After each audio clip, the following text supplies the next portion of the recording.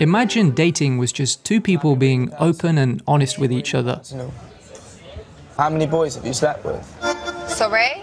Instead of being inflated self-impressions, mind games, and awkward conversation. So in this video, I'll teach you how to ask questions so compelling that she'll be hooked from the first word. I'm Danny Gold. Once shy and socially awkward, I've now become a more confident and, dare I say, charismatic version of myself. And for the last 8 years, I've been helping entrepreneurs through to young professionals improve their image and social skills, coaching guys just like Steve here to level up their confidence to meet and date high-quality, wholesome women, as well as coaching many others just like him. Now, the 5-step technique that I'm going to share is so powerful that your biggest problem won't be getting dates. It'll be finding enough days in the week for them all. So let's dive in. Number 1, the follow-up. And before I impart this life-changing technique to make her panties evaporate, we need to understand that men are more logical and women are more emotional. That's why they throw plates at you during an argument and you just stand there asking, why baby, why? So on a date, we want to lean into triggering her emotions instead of her logic. And this is how you create real chemistry. But the biggest issue that guys tell me they have is they simply just don't know what to say. Where are you from originally? Kentucky. Oh, wow. Mm-hmm. So how old are you? If you don't mind me asking. Old enough. So let's fix that. Now, Harvard studies analyzed thousands of speed dates, and they found that the biggest factor to whether the people wanted to see each other again was not down to physical attractiveness. It was whether they felt their date actually listened to them. Shocker, I know. With the key differentiator being the quality of questions they asked. So picture this, you're on a date and she says, I love traveling. And you say, oh, that's cool. And she says, yeah, it is. That's why I just said it. I think I'm gonna order an Uber now. So let's look at a good example. She says, I love traveling. So what she's really saying here is traveling is my thing and don't fuck this up. Meaning the topic hint of travel will be the hook to tee up your follow-up question. And then by applying the revolutionary concept of active listening, you'll be able to pick up on these conversation hints. And the second biggest problem that guys face, and I struggle with this for quite a while, is being quick enough to come back with a half-decent question, especially when you're feeling a little bit nervous. But here's the secret sauce. By using the following statements, such as, okay, so sounds like, looks like, I feel like, at the start of your reply to buy yourself some time to think of that half-decent question, like this. She says, I love traveling, and you say, okay, sounds like travel is a big part of your life. Where's the craziest place you've ever been to?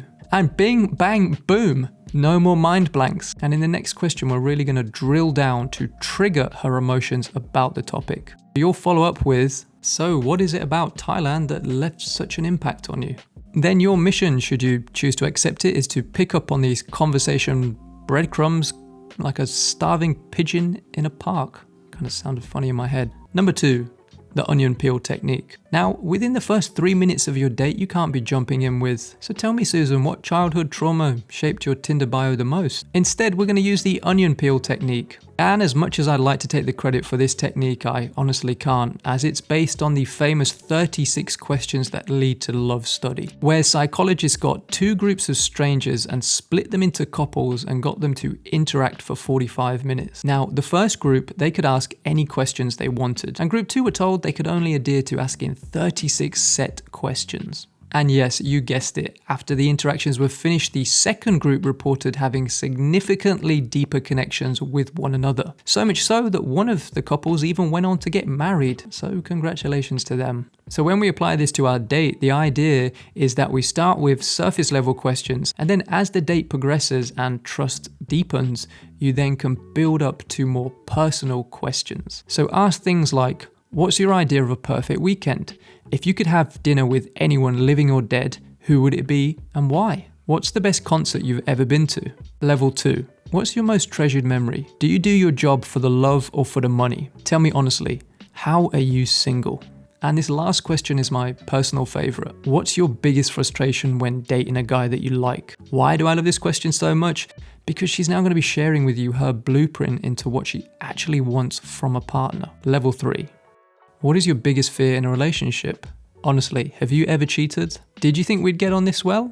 Tell me, what's the most embarrassing thing that's ever happened to you? And yes, you have to tell her yours too. Why is this so important? Because women are always screening for authenticity. Just make sure you don't mention a intimate bedroom blunder. Yes, I learned that one the hard way. So providing you answer with an experience you actually had, you'll be showing her that you're an honest dude who's not afraid to own his mistakes, which in turn creates deep trust and is a super confident trait. So don't be afraid to show your sensitive side. Just don't start crying if she asks about your ex. Yeah, I also learned that one the hard way. Now, what's also really great about these questions is you're essentially getting her to qualify herself and then realize if she's actually a good fit for you. And trust me when I tell you, she's doing the exact same to you. Number 3, the smooth deflection. So sometimes she may even hit you with a curveball question. Maybe it's about your ex, maybe it's about your salary, or maybe it's just something you don't feel so comfortable in sharing, or even just a really basic, boring question. Your ex-girlfriend, what did she die from? She didn't die, she's alive, happily, but in a totally different country. That was over a year ago now. And what happened there? The key is to respond with a relevant question. Her, why did your last relationship end? Relationships are complex, aren't they? But she was an amazing girl and I'm really grateful for the time we had together. Things just ran their course. So what happened with your last relationship? This does 2 things. The first is that it shifts the focus without making you look defensive. And the second is it keeps the conversation flowing. Oh, and side note, never talk about your ex in a negative way. Also, notice how she talks about her ex. If it's super negative, well, that's going to tell you a lot about her. Oh, and second side note, never talk about your exes on first dates. Last thing you want is her to be thinking about Tyrone whilst she's with you. But remember, if you use this technique, be prepared to at some point circle back to her original question if it comes up. Number 4, her struggles are real. Now, she may seem like the most perfectly angelic, put together female that you've ever encountered, but don't make the mistake of assuming that her life is all roses. And honestly, bro, this mindset shift is going to set you apart from 99% of guys out there. So start assuming that her life has challenges and ask about them directly. This does 3 powerful things. First, it shows you're not afraid of real talk. Number 2, it gives her permission to be honest about the challenges in her life. And number 3, it will lead to deeper conversation topics. So your goal is not to focus on negativity, it's to create space for you both to open up and be authentic. Number 5, seek advice. And yes, I know you didn't see this one coming, but trust me, ask her advice on the following. What do you find most attractive in a man? What's your biggest turn-off when dating? This is going to give her the chance to lay out her blueprint of what she likes in a man, giving you more of a chance to understand her personality. And honestly, when I've been on dates, this has worked like a cheat code for attraction. And here's why. It will show that you subtly value her opinion. It boosts her ego in a good way. It positions you as someone who's open-minded. And in essence, this will transfer a feeling of appreciation onto her, which I'm sure she'll appreciate. So there you have it, Casanova. Master these 5 techniques and you'll be having way more deeper connections and way less restraining orders. And if you're an introvert struggling to get dates, why not jump on a call and let's have a virtual coffee? Links in the top line of the description.